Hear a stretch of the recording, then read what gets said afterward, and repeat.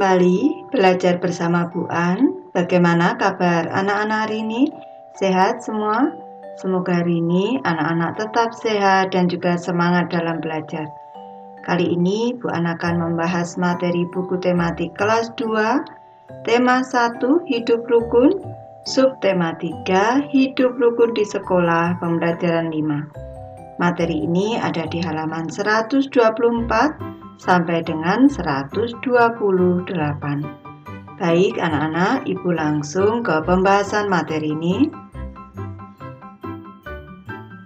Siswa kelas 2 bermain dengan penuh semangat. Mereka harus membuat kelompok sebanyak tiupan peluit.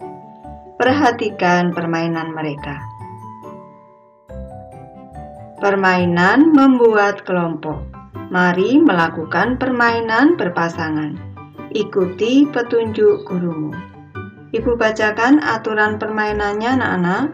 Yang pertama, siswa membentuk formasi lingkaran, guru berada di luar lingkaran. Yang kedua, guru membunyikan peluit, siswa memerhatikan jumlah peluit yang ditiup. Yang ketiga, siswa membentuk kelompok dengan teman sesuai jumlah bunyi peluit. Misalnya, peluit berbunyi 3 kali, prit, prit, prit, siswa membentuk kelompok 3 orang. Yang keempat, begitu peluit berbunyi, siswa harus segera berlari membentuk kelompok. Yang kelima, siswa yang tidak mendapat kelompok diberi sanksi menyanyi, menari, atau bercerita. Baik, kita amati pada gambar anak-anak. Di sini anak-anak sudah membentuk formasi satu lingkaran dan Pak Guru berada di luar lingkaran. Selanjutnya kita amati pada gambar. Pak Guru memberi aba-aba dengan peluit. Prit, prit, prit. Ini peluit berbunyi 3 kali, berarti anak-anak harus membuat kelompok yang terdiri atas 3 siswa. Selanjutnya, saat Pak Guru membunyikan peluit sebanyak 4 kali, maka siswa harus segera membentuk kelompok yang terdiri atas 4 siswa. Ayo berdiskusi anak-anak, perhatikan gambar di bawah ini. Tampak pada gambar di sini, anak-anak sedang melakukan permainan membuat kelompok. Dan kalau kita amati di sini anak-anak, ada 2 orang anak yang sedang berebut anggota kelompok. Ceritakan tentang gambar di atas. Apa yang seharusnya dilakukan oleh 2 anak yang saling berebut? Di sini Ibu memberi alternatif jawaban. 2 anak yang saling berebut seharusnya segera mencari kelompok dengan teman lain.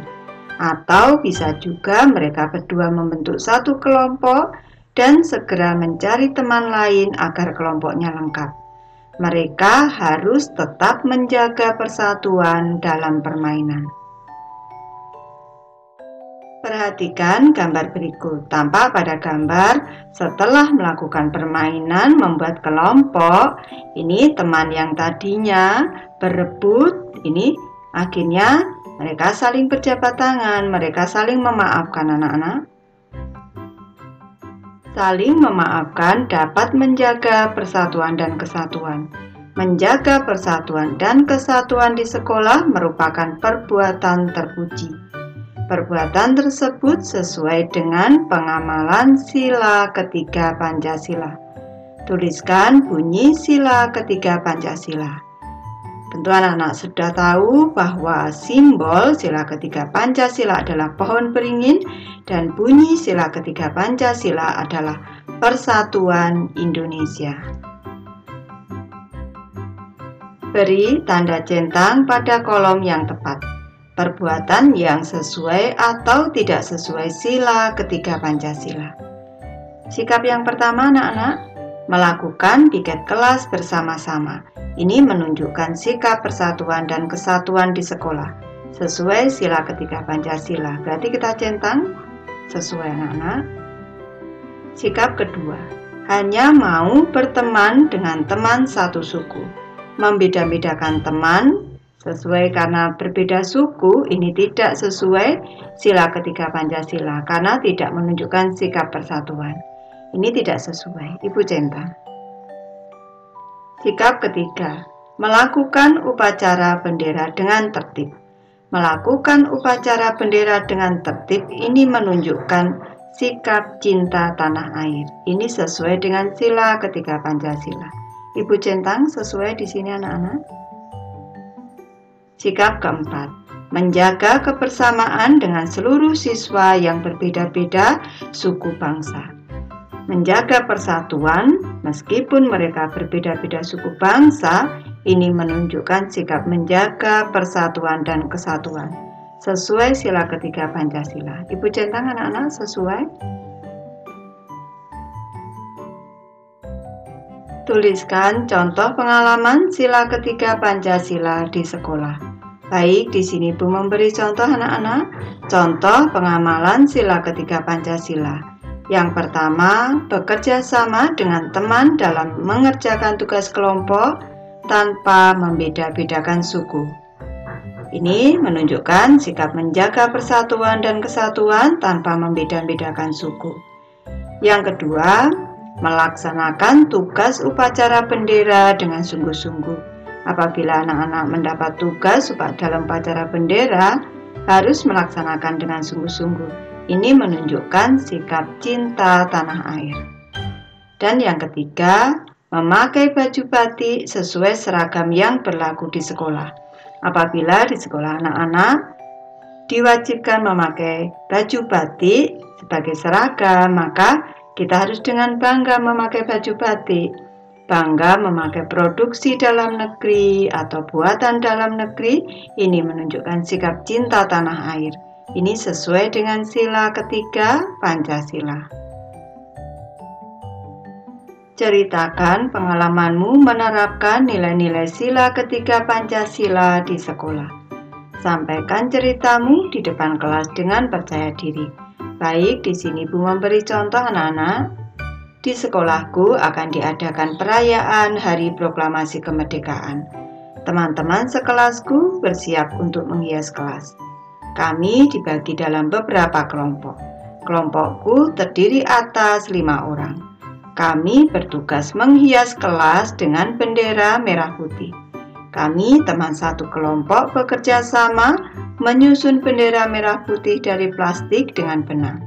Setelah selesai disusun, bendera-bendera itu ditempel di dinding kelasku. Kelasku tampak semarak dengan hiasan itu. Kami siap merayakan Hari Proklamasi Kemerdekaan. Baik, cerita pengalaman ini sesuai dengan nilai-nilai sila ketiga Pancasila. Kita mau menyambut atau ikut serta merayakan Hari Proklamasi Kemerdekaan, itu wujud cinta tanah air. Dan di sini bekerja sama dengan teman satu kelompok, ini menunjukkan sikap persatuan, ini juga sesuai dengan sila ketiga Pancasila. Ayo membaca anak-anak. Udin dan teman-teman sudah selesai bermain dan berolahraga. Tampak Pak Guru memberi beberapa perintah. Yang pertama, lakukan pendinginan setelah berolahraga. Yang kedua, minumlah air putih secukupnya untuk mengganti cairan tubuh. Dan yang ketiga, ganti kembali pakaian olahraga dengan pakaian seragammu. Apakah kamu pernah mendengar kalimat perintah dari gurumu setelah berolahraga? Perintah apakah yang diucapkan? Apa manfaat perintah tersebut? Tuliskan pada kotak berikut, kemudian peragakan di depan kelas. Baik, di sini Bu memberi contoh anak-anak. Kalimat perintah yang diucapkan Pak Guru setelah berolahraga yaitu yang pertama, lakukan pendinginan setelah berolahraga. Yang kedua, minumlah air putih secukupnya untuk mengganti cairan tubuh. Yang ketiga, ganti kembali pakaian olahraga dengan pakaian seragammu. Manfaat dari perintah tersebut adalah agar kondisi tubuh kita kembali normal. Setelah berolahraga, kita melakukan pendinginan dan minum air putih anak-anak agar tubuh kita kembali normal. Dan di sini kita siap untuk mengikuti pelajaran di sekolah selanjutnya. Kita harus mengganti pakaian olahraga yang mungkin sudah berkeringat dengan pakaian seragam anak-anak. Selanjutnya, kita bisa mengikuti pelajaran di sekolah yang selanjutnya. Baik, Ibu sudah selesai membahas materi ini. Terima kasih anak-anak sudah menonton. Semoga ini bermanfaat membantu anak-anak belajar. Terima kasih.